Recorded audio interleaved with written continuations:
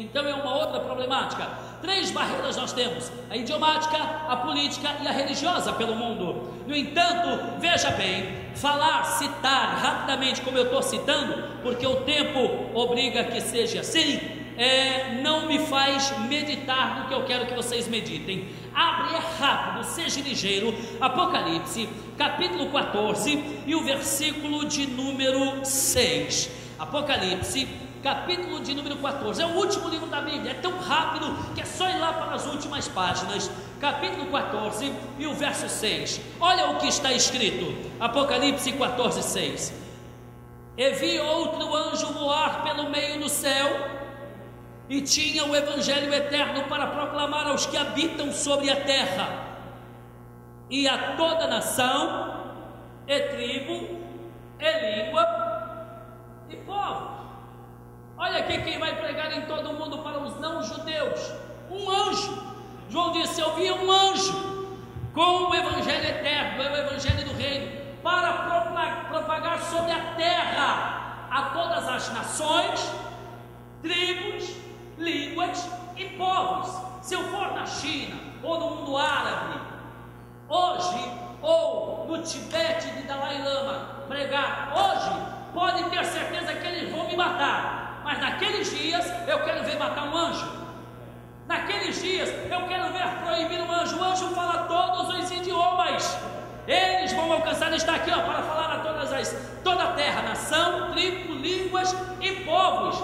Eles pregarão o evangelho do reino. Depois que eles pregarem, no período de 7 anos da grande tribulação, aí é que vem o fim. Aí cumpre-se o que Jesus falou: e este evangelho do reino será pregado em todo o mundo em testemunho a todas as nações, e então virá o fim.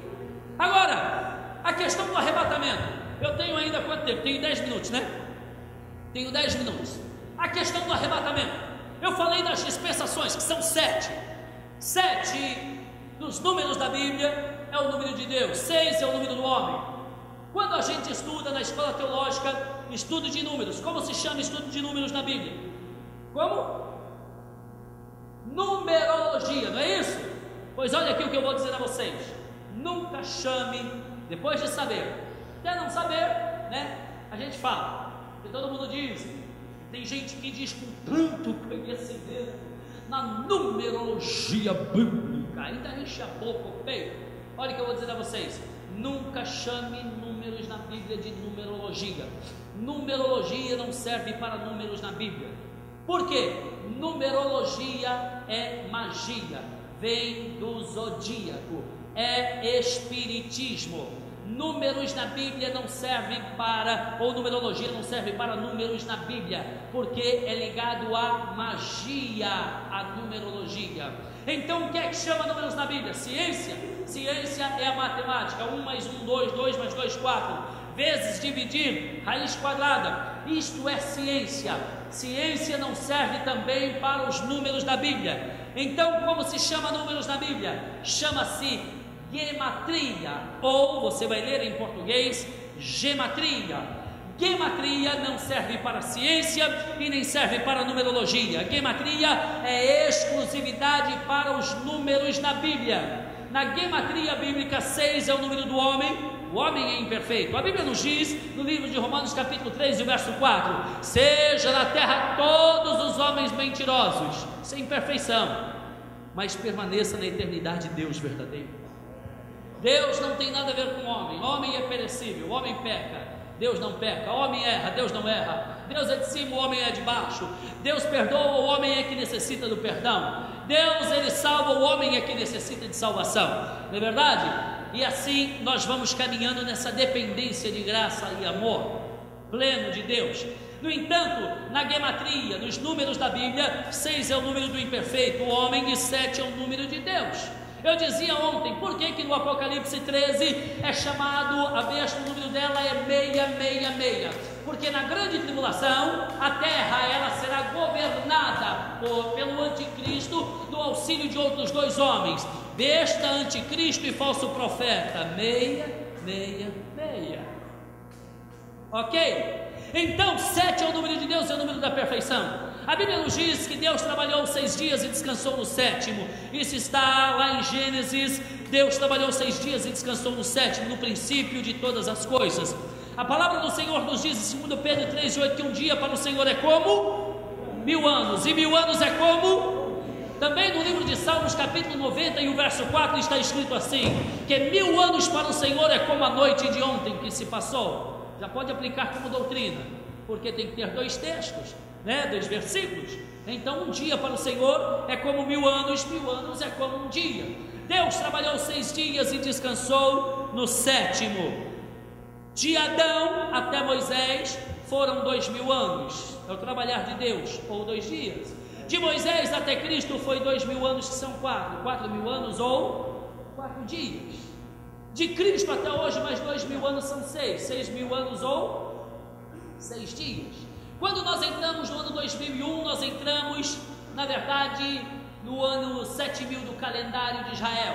O calendário de Israel é diferente do nosso calendário. O nosso calendário é católico, o nosso calendário é vaticanista, o nosso calendário é solstício. O calendário de 365 dias no ano é o calendário regido pelo Deus solstício, Deus Sol. O calendário de Israel é o calendário lunar. No calendário lunar o ano tem 360 dias, ok? Quando nós entramos no ano 2001 do calendário gregoriano, nós entramos no ano 7000 do calendário de Israel.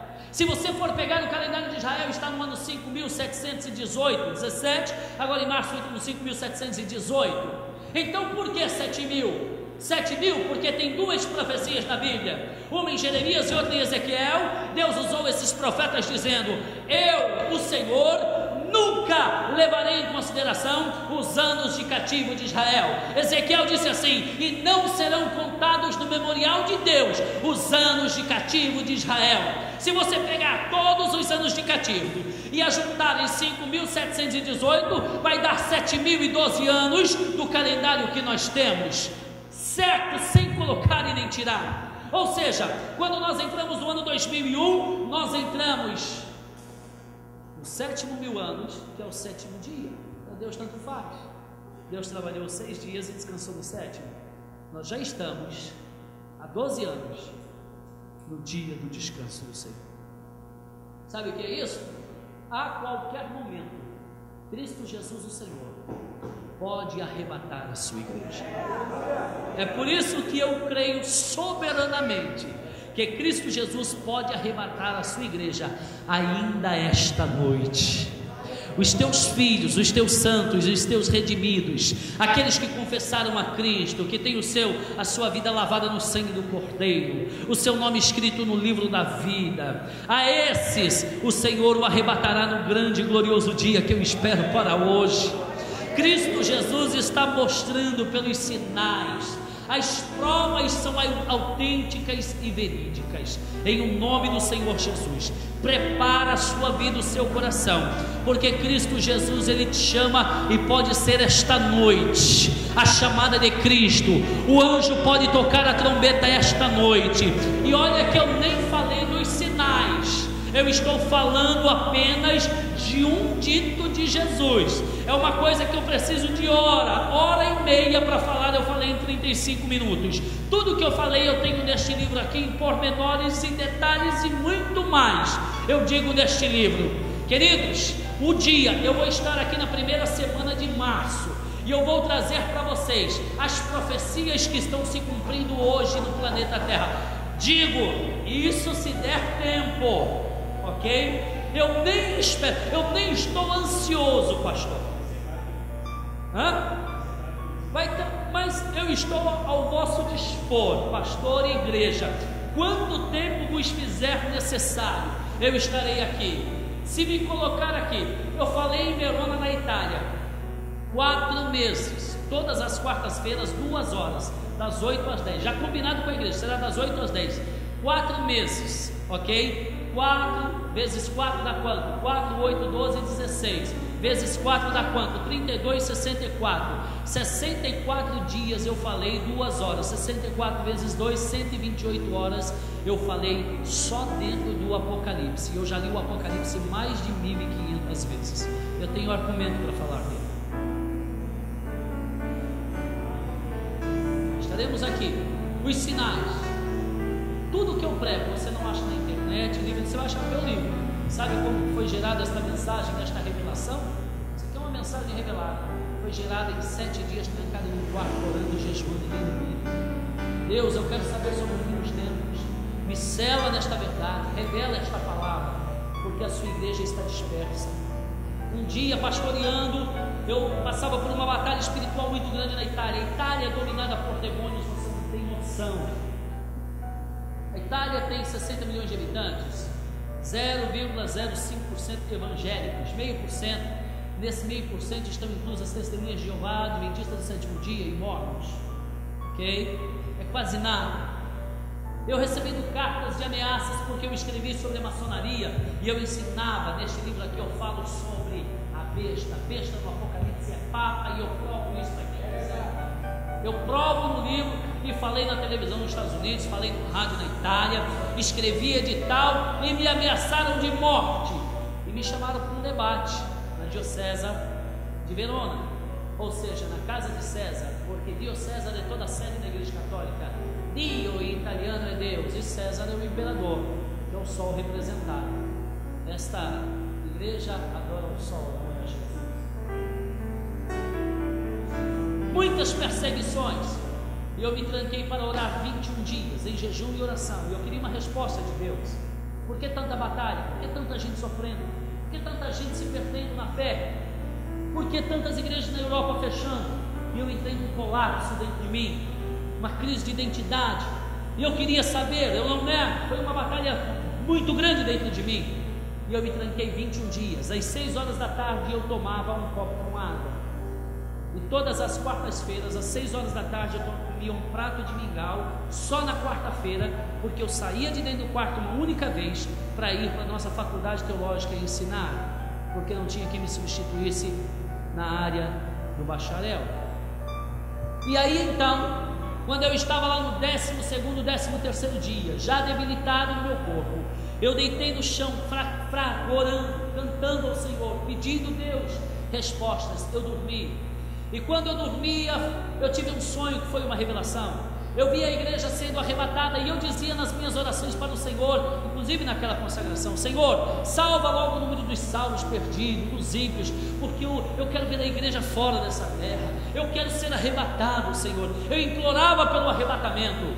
E aí então, neste sonho, quando subia a igreja, ela estava sem teto, e das nuvens, um anjo ao meu lado, e eu via assim muitas roupas brancas representando os cristãos, mas eu olhava e via dentro da igreja que eu era pastor, e a igreja ficava com muita gente. Naquela ocasião, em Verona, nós tínhamos em torno de 600 membros na igreja, sede, e eu olhava e mais ou menos 60% da igreja estava lá, não subiu, e eu olhava e dizia: Senhor, volta, toma esse, pega aquele que eu amo, pega aquele que é muito crente, e eu ficava desesperado, e o anjo falava: isso é para você ver. E eu disse: mas qual a razão disso tudo? E o anjo deu a resposta. Foi como para Daniel, 21 dias à beira do rio Eufrates. E o anjo falou assim para mim: meu querido, meu filho, o problema não é os que precisam ser salvos lá fora, o problema é os que precisam se consertar aqui dentro. O Senhor ainda não arrebatou a igreja, porque Ele não quer perder os seus amados. Eu estou falando de experiência com Deus, não é de disse, me disse, de lorota, de ouviu, de que leu num artigo de 1900 e 800 e tal lá. Estou falando da minha experiência com Deus. Jesus, Ele pode arrebatar a sua igreja ainda hoje, e o impedimento do arrebatamento muito provavelmente possa ser eu ou você, porque o impedimento estava dentro da igreja. O Senhor Jesus, Ele quer que você conserte o seu altar, porque Ele não quer te perder. Não perca esta oportunidade de vestir as vestes brancas que Ele já garantiu e de habitar com Ele na eternidade. Amém, queridos? Vamos nos colocar em pés no nome de Jesus. Coloque a mão sobre o seu coração, eu oro com você. Senhor, meu Deus e meu Pai celestial, em o nome do Senhor Jesus Cristo, ó Pai, eu estou, Senhor, orando com a sua igreja, com os teus filhos. Abençoe grandemente, ó Pai, a todos quantos ouviram atentamente esta palavra, a todos quantos amam a tua palavra, a todos quantos, ó Senhor, almejam o arrebatamento, ó Pai. Senhor, em o nome de Jesus Cristo, eu te louvo e te glorifico, pela grandeza do Deus que Tu és. Obrigado, porque Tu és um Deus revelador, e o Senhor ama esta igreja como nunca amou antes. Por isso Te louvamos em nome de Jesus. Só os salvos em Cristo. Dê uma salva de palmas adorando o Mestre.